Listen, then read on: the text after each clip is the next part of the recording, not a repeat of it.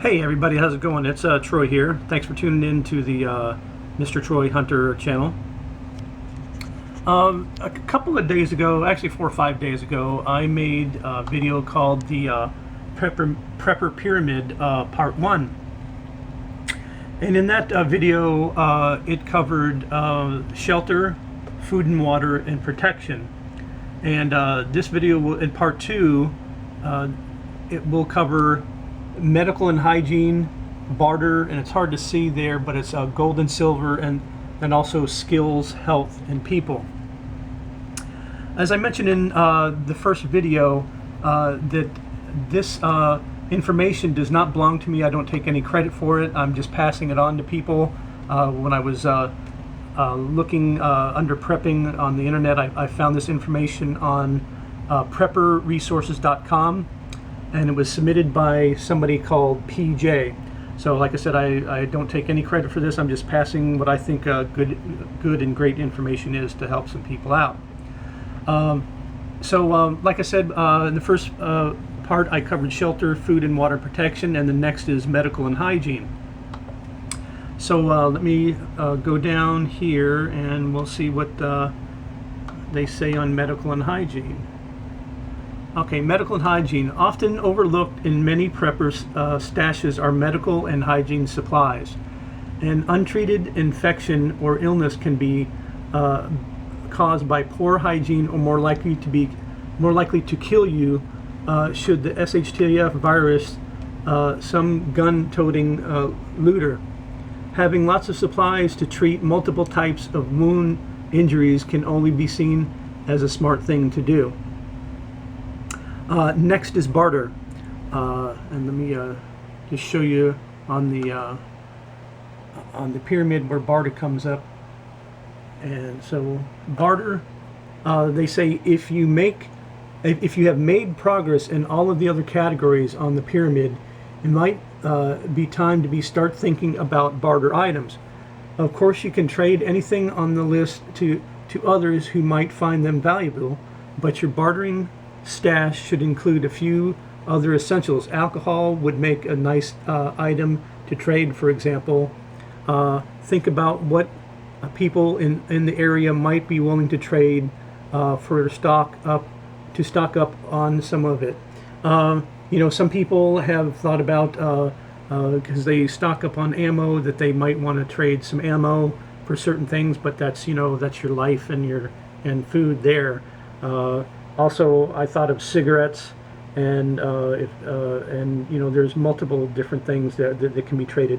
Warm clothing, if you live in an area that gets cool, so there's a lot of different things that can be used for barter. And then the last on the top of the list is gold and silver. And gold and silver, it says, I am not a huge fan of stockpiling precious metals, but I cannot deny the popularity of it. If you choose to keep gold and silver on hand, I would make it the lowest of your priorities, as it indicates by its place as the top of the pyramid. I think it is a good idea to have some gold and silver on hand because you know, if anything really goes bad, economic collapse thing, you know, like that, instead of just you know, an SHTF situation to where it's a you know, a hurricane or a tornado, you know, your money's still good there. But if something happens with the economic collapse, the dollar is not going to be worth anything. So I really do think gold and silver should be, you know, kept as some form of currency, as it was, you know, a long time ago. And then we're going to talk about skills, health, and people too as well. So skills, let me bring this up a little bit higher here. Skills, having all the items listed on the prepper pyramid will only ensure that you last a bit longer than those around you should things get crazy.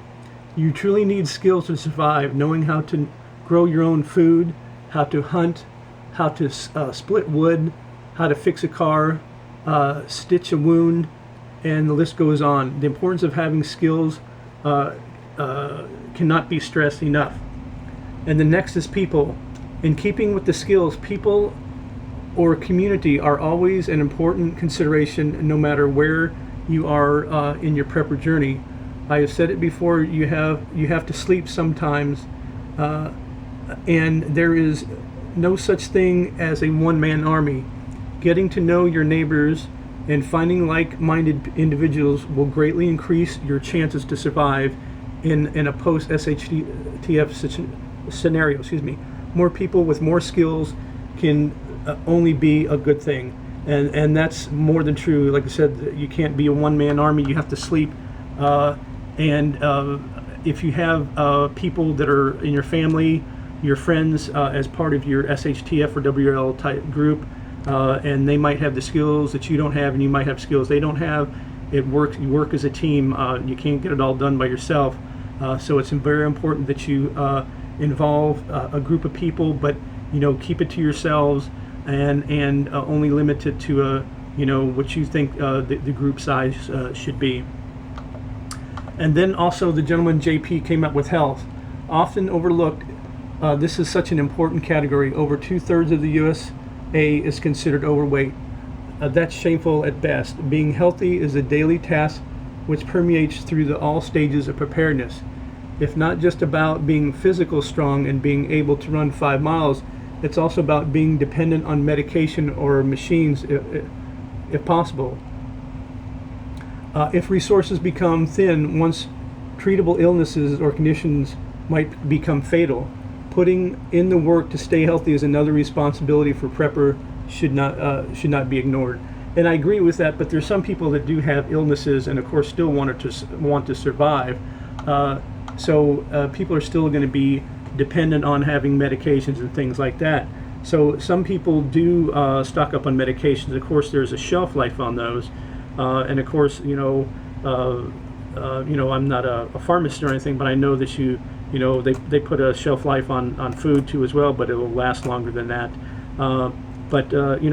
Especially like I said, here in Florida, when it comes hurricane season and things like that, and sometimes it could be a week before you can get some medication or get to the store. It's good to make sure that you have enough medications on hand, and of course, like he says, you do need to try to stay healthy and eat healthy and try to work out. But some people that's just not possible. So you just have to do the best that you can when it comes to health, but you have to rely on each other too as well. So that's some information that I just wanted to pass on, and like I said, it's not any of my information. I don't take credit for it. It came from preppersresources.com, and it was posted by a gentleman named JP, and that's the video, the Prepper Pyramid Part 2. And I thought it was some very good basic information that everybody should know. So that's it for the video. I really appreciate everybody support for the channel. Please leave us a thumbs up as always if you like the video. Leave us any comments. If you like what JP has said, if there's anything things that you would add or don't agree with, let us know too as well. And as always, thanks again, like I said, for the support of the channel. Please subscribe if you haven't subscribed, and thank you for watching. We'll see you next time.